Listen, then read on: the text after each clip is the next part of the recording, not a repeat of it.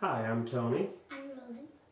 and we're with KC Board Gamers, and we're doing another review. The game we're going to review today is Fantasy Force. It was made in 1980, and it was designed by Michael Gray from TSR. It does 2 to 4 players, 5 and older, and then next we'll get into the components of the game.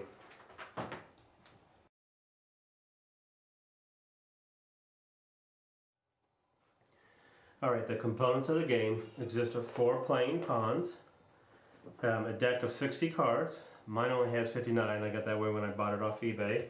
The box and the instructions are on the inside of the top lid. And that's pretty much it. And the board game itself. And that's pretty much it. Next we'll cover gameplay.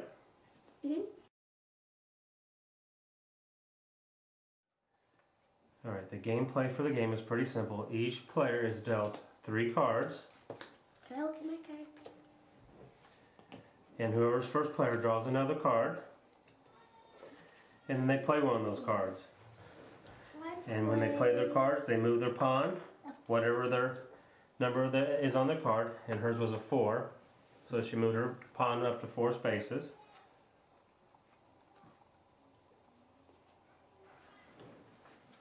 Where am I? Okay, the numbers on the card, they range from 1 to 5. You have several different 1s, 2s, 3s, 4s, 5s, 6s, and 7s. There's only like 3 7s in the game.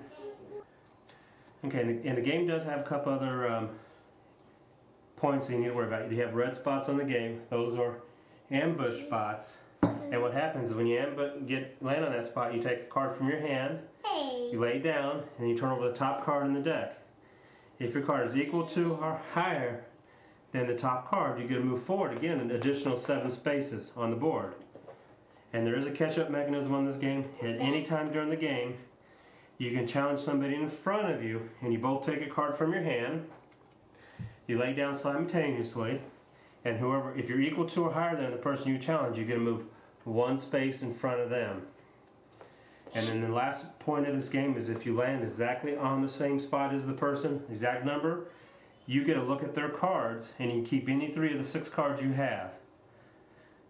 It's a pretty simple game. It does teach children hand management, how to keep the cards private so they don't let people know what they have in their hands, so a little bit of bluffing.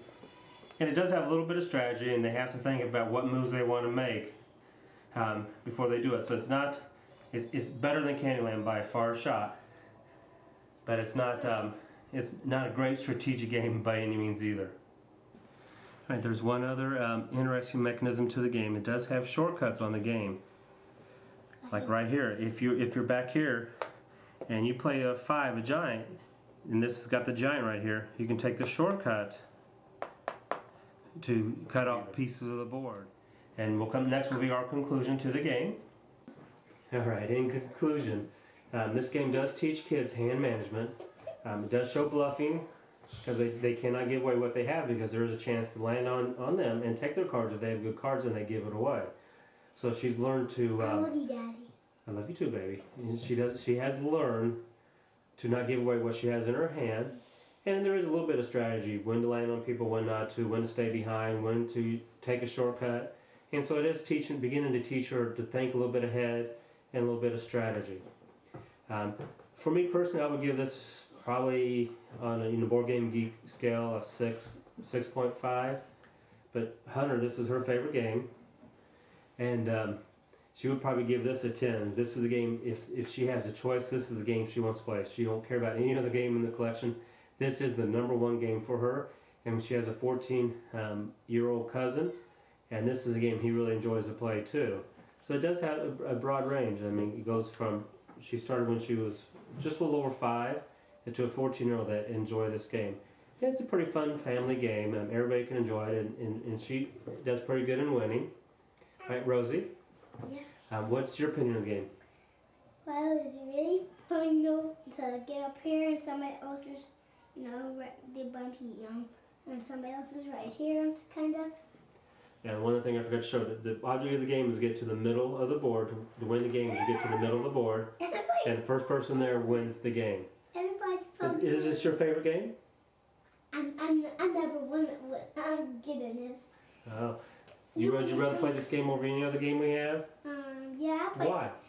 because the other games are fun too, but I just like this game really much.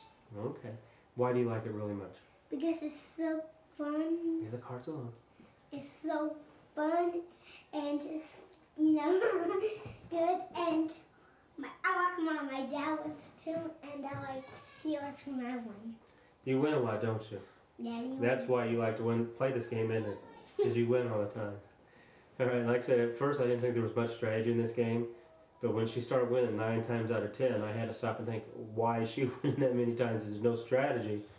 It should be about even, but she was winning 9 times out of 10, and I finally started paying attention to what she was doing and how she was playing, and she was always jumping on me and taking my good cards because I was just playing my good cards all the time, and she'd jump on me, take my cards, and then I'd had none but 1s and 2s and hardly be able to move and couldn't challenge her.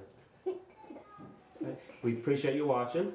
We do have a YouTube channel. It's KC Board Gamers, and I hope that you enjoy the review, and I hope we have many more to come. Daddy, can't call the sticks. Look at me, Noah. Take your finger out of your mouth, baby. Jay, quit crying. Smile. Put those down. Clayson, put that down. Rosie, stop jumping around.